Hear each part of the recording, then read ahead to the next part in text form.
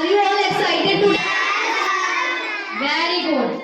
Tell me, what is special today?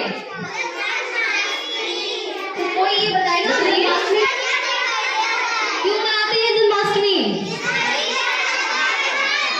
Very good. तो आज हम एक कहानी के साथ ये सीखेंगे कि हम जन्माष्टमी क्यों मनाते हैं और जन्माष्टमी की कहानी क्या है, ठीक है? तो कोई भी बच्चा शोर नहीं मचाएगा, ठीक है? ओके। ध्यानं धर्मस्य तदात्मानं सृजाम्यहम्। अर्थात हे भारतवर्षी अर्जुन, जब जब धर्म की हानि होगी और अधर्म की वृद्धि होगी तब तक मैं पृथ्वी पे साकार रूप में प्रकट होता रहूंगा। एक समय की बात है, मथुरा में उग्रसेन नाम के राजा ने अपनी पुत्री देवकी का विवाह वासुदेव से किया था। देवकी का भाई कंस, जो कि देवकी से बहुत प्रेम करता था, क्रूर, दुष्ट व निर्दयी था और देवकी से अत्यंत प्रेम करता था। इसलिए कंस स्वयं उसे छोड़ने के लिए उसके ससुराल जा रहा था।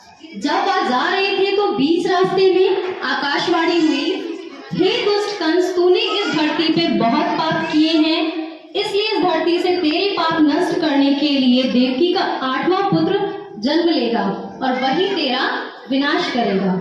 यह सुनकर कंस डर गया। बीच रास्ते से ही ले जाकर वासुदेव व देवकी को बंदी बनाकर जेल में डाल दिया। कुछ समय की पहली संतान हुई और कंस ने उसके पुत्र को मार दिया। देवकी के 7 पुत्रों को मार दिया।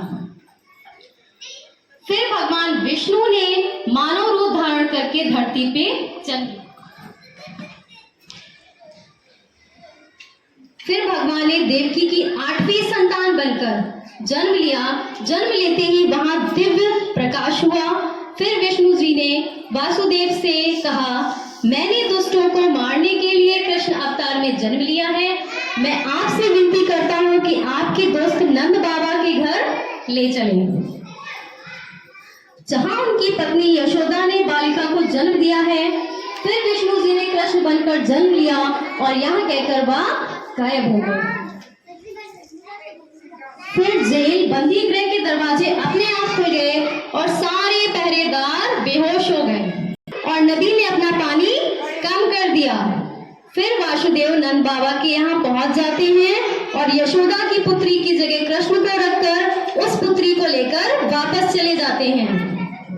सारे दरवाजे खुद बंद हो जाते हैं और सारे पहरेदार उठ खड़े होते हैं। जब देवकी के 8वें पुत्र ने जन्म लिया और कंस को जैसे ही यह खबर मिली तो वो 8वें पुत्र को मारने के लिए आता है और जैसे ही उस बच्चे को गोद में लेके मारने वाला होता है जाती है और स्वयं, जो कि स्वयं देवी दुर्गा होती है, और कहती है कि कृष्ण सुरक्षित है और वही तेरा वध करेगा। तुझे मारने वाले कृष्ण ने जन्म लिया है, ऐसा कहकर वह गायब हो गई। दुष्टों का वध किया और इस धरती पर बुराइयों का अंत किया। तो एक